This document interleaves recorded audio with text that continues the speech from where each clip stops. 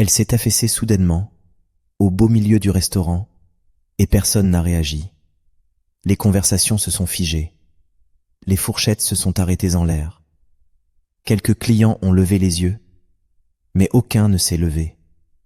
Au sol, une dame âgée était recroquevillée, le souffle court, les mains tremblantes, appuyées contre une chaise. Autour d'elle, quelques éclats de verre et les restes d'un plat renversé dans la panique d'un autre client. Elle n'était pas venue pour manger. Elle s'était faufilée discrètement quelques minutes plus tôt, probablement attirée par l'odeur des plats ou la fraîcheur de l'air. Elle s'était assise calmement, dans un coin tranquille, sans déranger personne. Mais à présent, tous les regards étaient braqués sur elle, et c'est là que Lamine a réagi.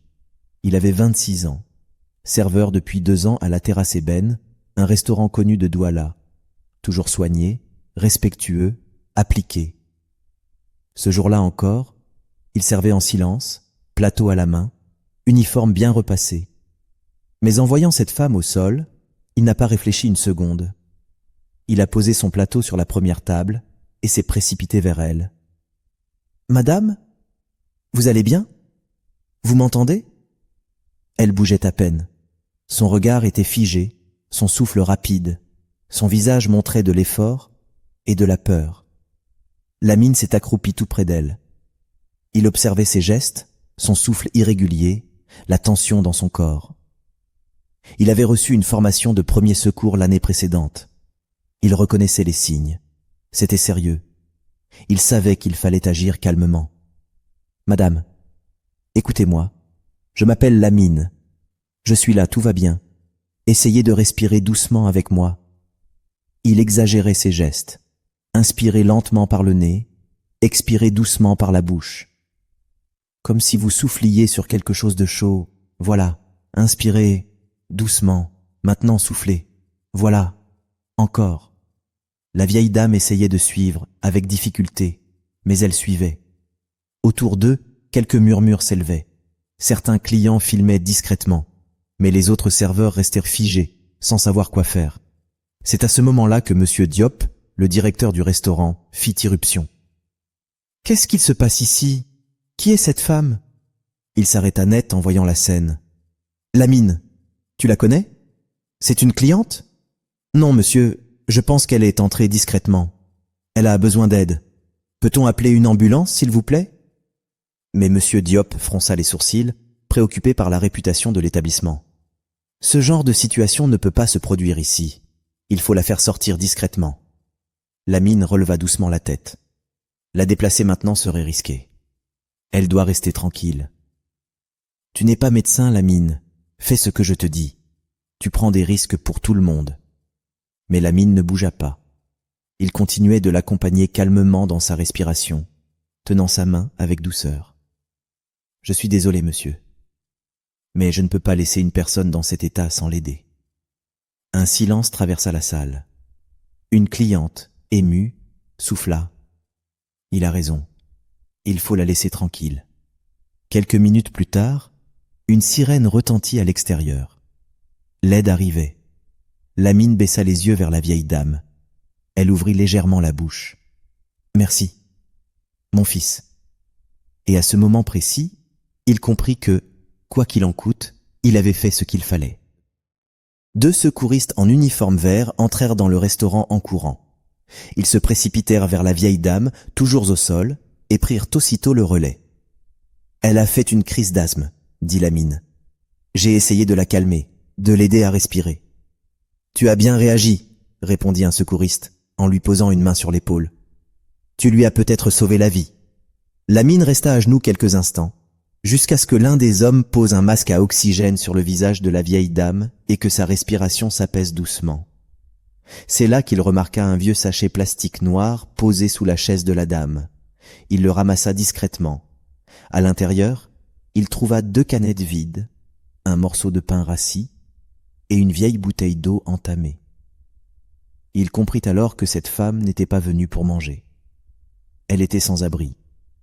Elle avait peut-être juste voulu s'asseoir un instant, se sentir normale dans ce lieu élégant. Mais son corps, trop fatigué, avait cédé. Lamine serra les dents. À ce moment-là, Thomas, le maître d'hôtel, s'approcha discrètement. « Tu as vu ce qu'elle transportait » murmura-t-il. Lamine hocha la tête et montra le sachet. Elle n'avait rien, rien du tout. Il fit une pause puis ajouta « Je ne veux pas qu'elle parte comme ça. Même si elle n'a rien commandé, est-ce qu'on peut lui préparer un plat? Du riz, un peu de sauce? Quelque chose. Je veux lui offrir ça. » Thomas observa le jeune homme, touché. Il vit dans ses yeux une sincérité qui ne demandait ni remerciement, ni récompense. « Je m'en occupe, » dit-il simplement. Quelques minutes plus tard, il revint avec un sachet soigneusement emballé, du riz blanc, de la sauce tomate et un morceau de poisson. Lamine glissa un billet de 2000 francs CFA dans la main de Thomas. « Tenez, je paie ce plat. Je ne veux pas que ce soit aux frais du restaurant. » Thomas voulut refuser, mais Lamine insista. Il ne voulait rien devoir à l'établissement qui, il le sentait, ne lui pardonnerait pas ce geste. Les ambulanciers sortirent la vieille dame sur une civière. Lamine s'approcha une dernière fois, lui sourit et dit doucement « Maman, vous ne partez pas le ventre vide. Mangez ça quand vous irez mieux. » Elle lui serra faiblement la main. « Que Dieu te bénisse, mon fils. » Et pendant qu'on refermait les portes de l'ambulance, Lamine sentit une main se poser lourdement sur son épaule. C'était Monsieur Diop, le directeur. Sa voix était dure, sèche. « Lamine, retrouvez-moi dans mon bureau, tout de suite, et à voir son visage. » Le jeune homme comprit. Il n'était pas venu pour lui dire merci. Lamine suivit Monsieur Diop en silence. Le directeur marchait droit devant, sans se retourner, les épaules tendues. Les serveurs s'écartaient sur son passage. Personne ne disait un mot. Ils traversèrent le couloir jusqu'au petit bureau à l'arrière du restaurant.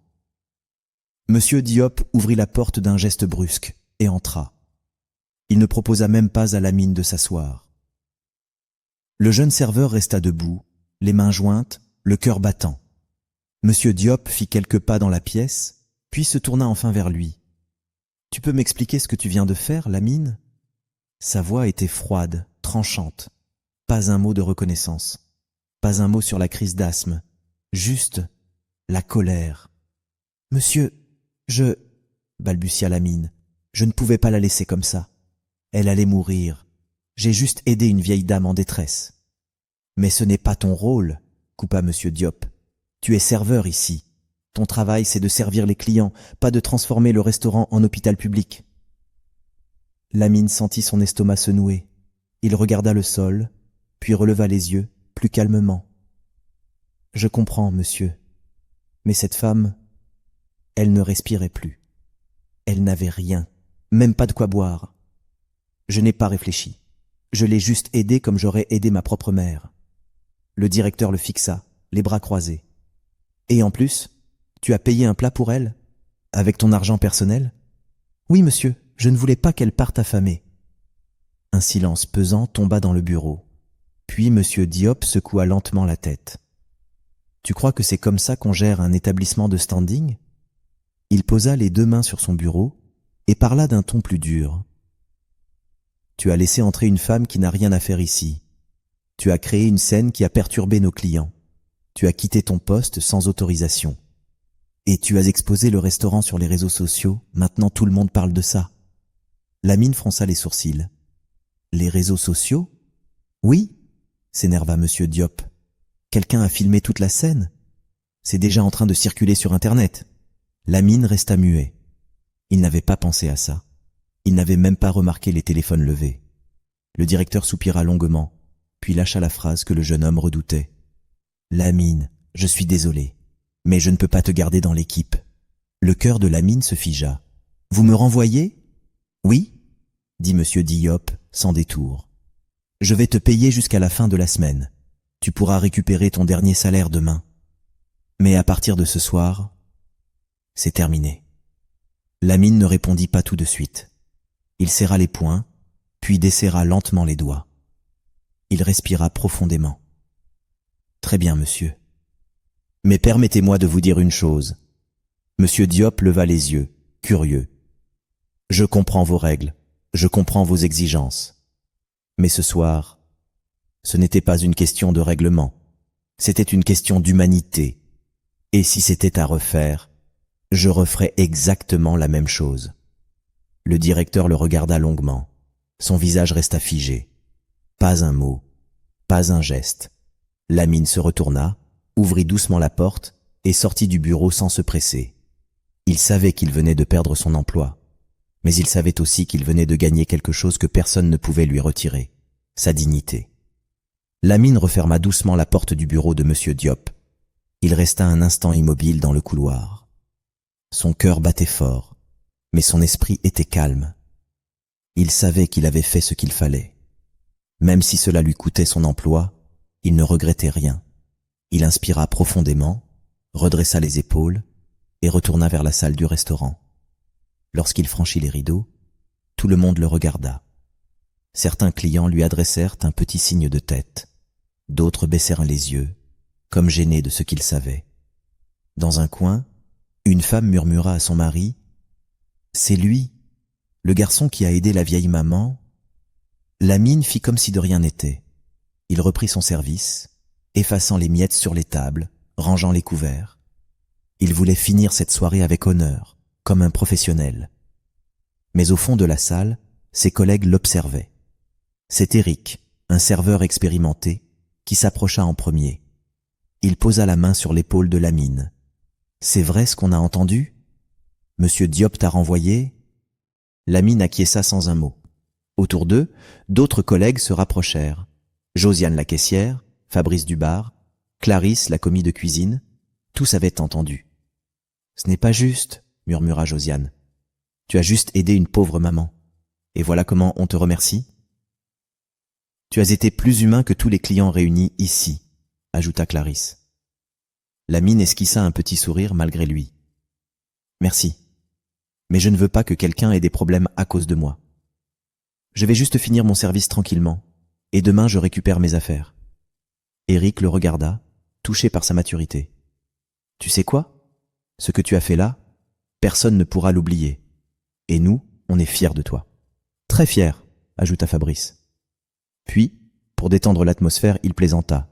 « Mais tu nous dois quand même une tournée, hein ? C'est la règle quand on quitte l'équipe. » Lamine éclata de rire, un rire sincère malgré tout. « Pas de problème. On se retrouve après le service chez Maman Jeanne. Les brochettes sont meilleures là-bas. Affaire conclue. » Ils se tapèrent dans la main. Pendant ce temps, au fond de la salle, certains clients observaient discrètement la scène. Une dame bien habillée, assise seule, sourit doucement.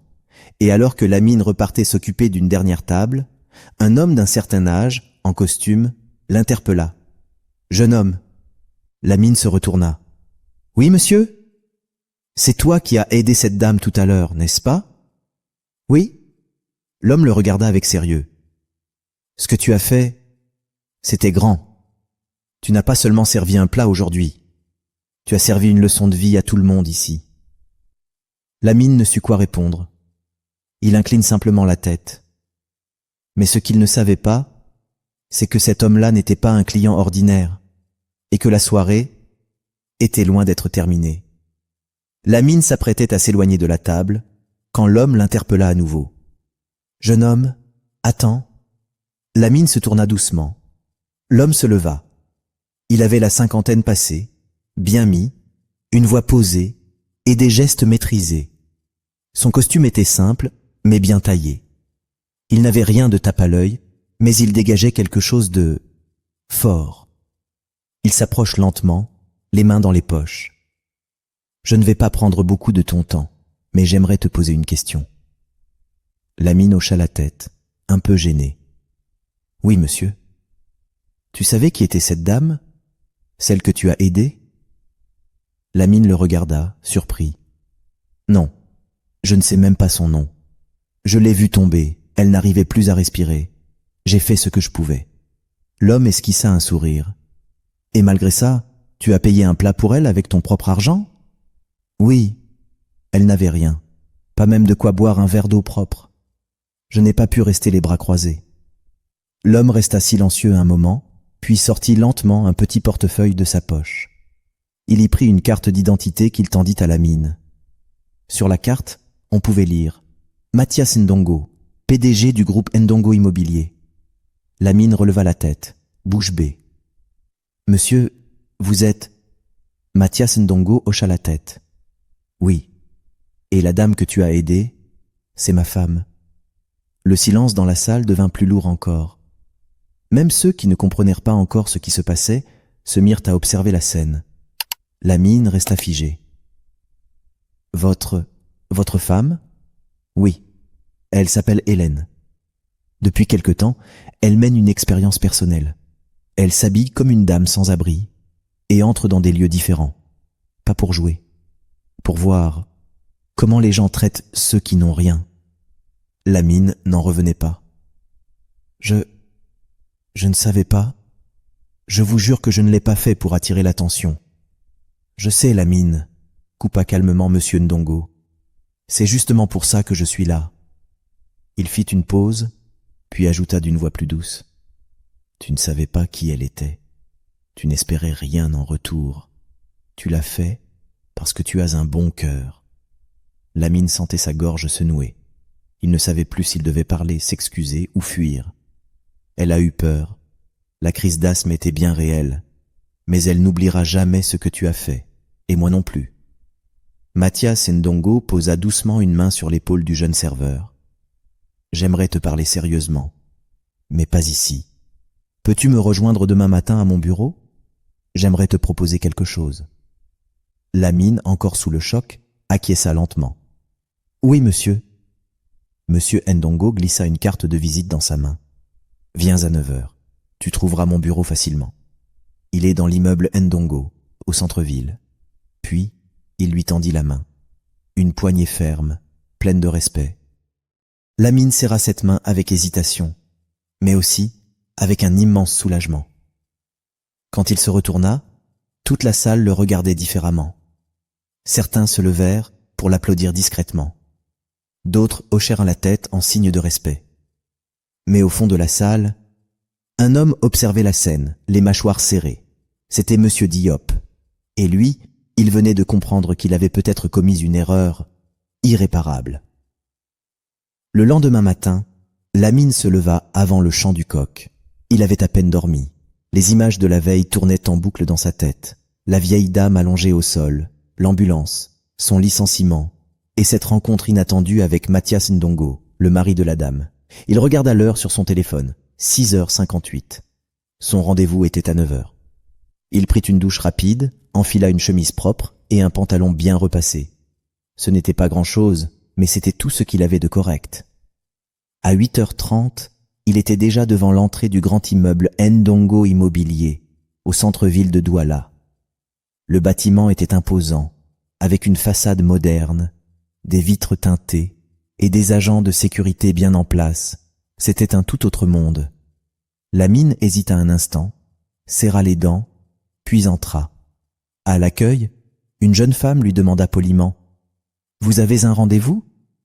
« Oui, avec monsieur Mathias Ndongo.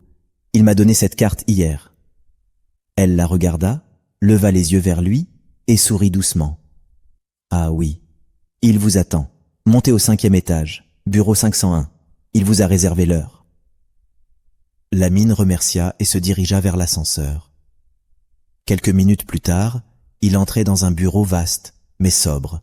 Pas de décor inutile. Juste une grande table, 2 fauteuils en cuir, quelques cadres accrochés au mur.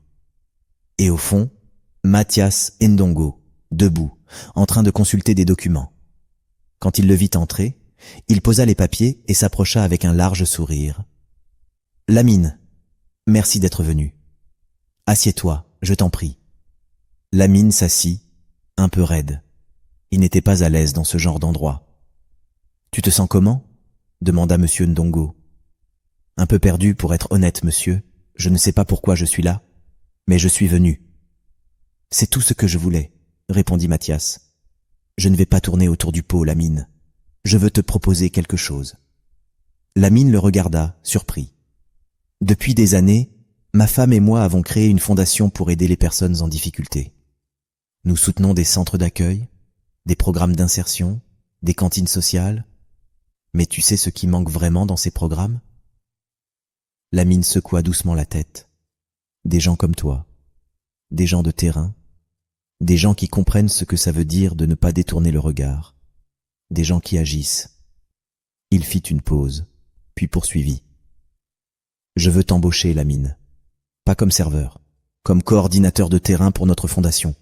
Tu auras un bureau ici, mais surtout, tu iras sur le terrain. Tu proposeras des idées, tu participeras au projet, tu seras notre voix auprès des oubliés. Lamine ouvrit la bouche, mais aucun mot n'en sortit.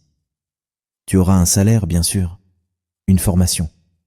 Et si tu veux reprendre tes études plus tard, on peut aussi en parler. Mais surtout, tu auras un impact. Le silence s'installa quelques secondes. Puis Lamine parla enfin, la voix tremblante. Monsieur, je ne sais pas quoi dire. Je n'ai pas de diplôme.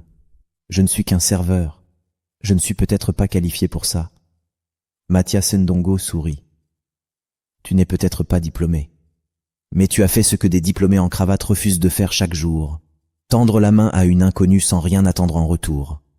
Et ça vaut plus que tous les CV du monde. Lamine sentit ses yeux s'humidifier. Il inspira profondément. Dans ce cas, j'accepte. De tout cœur. Merci pour cette chance. Mathias Ndongo se leva et tendit la main. Bienvenue dans l'équipe, Lamine. Ils se serrèrent la main, longuement. Ce jour-là, le jeune serveur sans emploi devint un acteur du changement. Et il n'avait encore aucune idée de tout ce que cette nouvelle mission allait lui faire vivre. 3 semaines s'étaient écoulées depuis que Lamine avait rejoint la fondation Ndongo. Sa vie avait complètement changé. Chaque matin, il quittait sa chambre modeste avec un carnet sous le bras. Il allait sur le terrain, rencontrait des associations, écoutait les besoins. Il apprenait, il proposait, il aidait. Il n'était plus un simple serveur. Il était devenu un pont entre ceux qui avaient peu et ceux qui pouvaient tendre la main. Mais malgré cette nouvelle vie, une idée lui trottait dans la tête depuis plusieurs jours. Alors, un matin, il frappa doucement à la porte du bureau de M. Ndongo. « Je peux vous parler, patron ?»« Bien sûr, entre. » Lamine entra, un peu hésitant. « J'ai une idée, je ne sais pas si elle est réaliste, mais j'aimerais vous en parler. Je t'écoute. » Il prit une inspiration. « Tu te souviens du restaurant, celui où on s'est rencontrés, là où j'ai été renvoyé ? » Bien sûr que je m'en souviens. Voilà, j'y ai pensé. C'est un lieu très fréquenté, très respecté à Douala. Mais je crois qu'il pourrait devenir encore plus utile. Que veux-tu dire ? Lamine s'assit un peu plus droit, les yeux brillants. Et si on proposait un partenariat avec eux ? Pas pour moi, pour les jeunes en difficulté. Ceux qui n'ont pas eu de formation, pas de diplôme. On pourrait créer un programme d'insertion, leur apprendre les bases du service, de la cuisine, de l'hygiène, du respect des horaires, sur 3 mois. Un stage encadré. Ceux qui sont sérieux pourraient même être embauchés après. Monsieur Ndongo resta silencieux un moment, pensif. Et tu penses que Monsieur Diop accepterait, après ce qu'il t'a fait ? Je ne sais pas, répondit Lamine honnêtement. Mais je ne veux pas de revanche. Je crois encore que ce restaurant peut devenir un lieu qui change des vies. Et j'aimerais que ce soit moi qui le lui dise.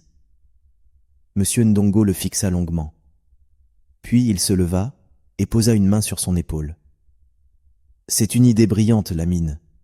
Et si tu es prêt à y retourner, je suis prêt à t'accompagner. Lamine sourit, ému. Merci, monsieur. Je veux qu'il entende ça de ma bouche. Alors allons-y. On fixe un rendez-vous. Tu lui parles. Et moi, je soutiens ton projet.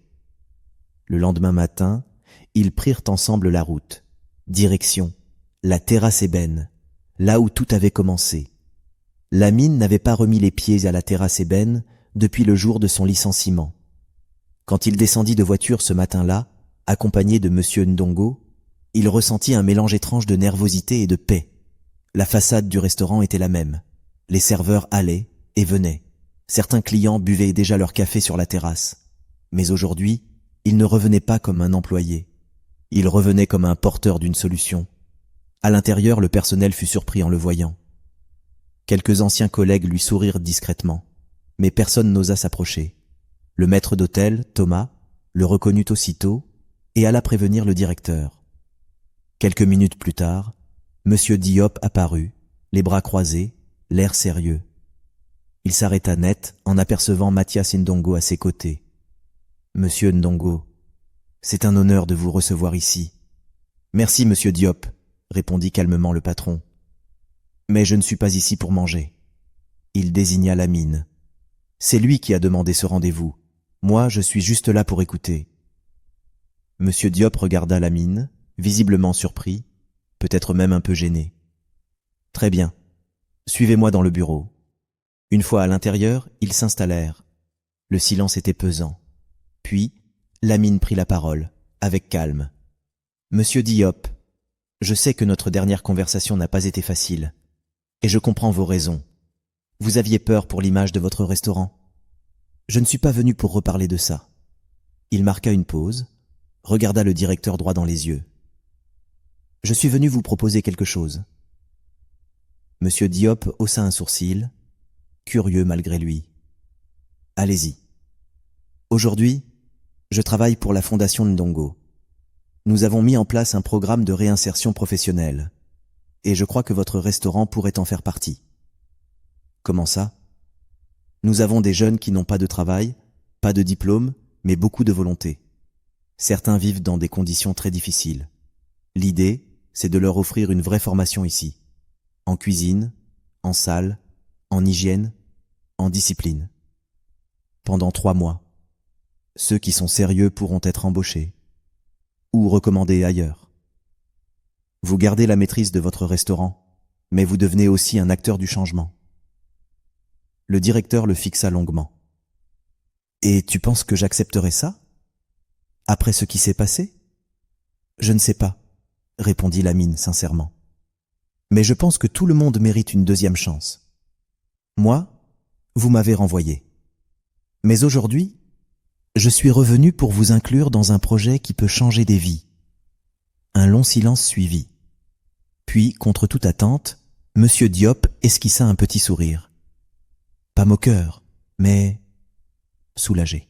« Tu as bien grandi, Lamine, et tu es en train de me faire la leçon avec calme et respect. » Il se tourna vers Monsieur Ndongo. « Et vous, qu'en pensez-vous ? Ce n'est pas mon idée, c'est la sienne. Moi je crois qu'il a raison.